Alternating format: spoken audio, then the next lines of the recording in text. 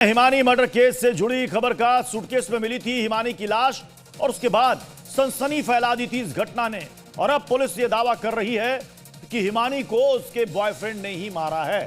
Boyfriend कह रहा है कि ब्लैकमेल कर रही थी हिमानी, इसलिए उसने उसकी हत्या कर दी। जबकि हिमानी की मां सविता का कहना है कि यह आरोप झूठा है, हिमानी ऐसा कर ही नहीं सकती।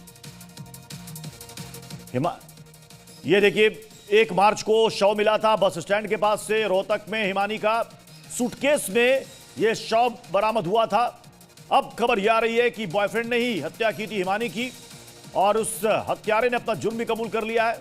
वो कह रहा है कि ब्लैकमेल कर रही थी हिमानी। परिवार का रो रो कर बुरा हाल है।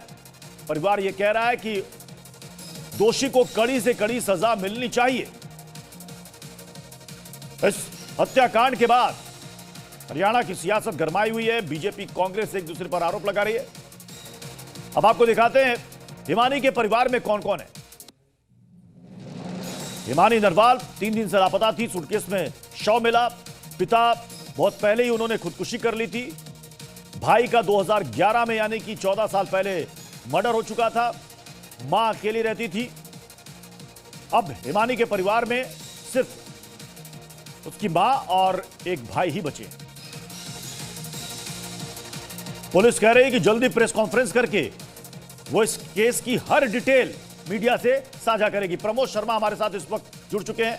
प्रमोद, पुलिस कह रही है कि बहुत जल्द वो हर डिटेल साझा करेगी। अब सवाल यह है कि ये रहने वाला बॉयफ्रेंड उसका बहादुरगढ़ का, हिमानी रहती थी रोहतक में, सूटकेस मिला वो भी हिमानी की मां ने उसको दिया था। ये मामला थोड़ा क्लियर करें, क्या ये सूटकेस, मर्डर, ब्लैकमेलिंग?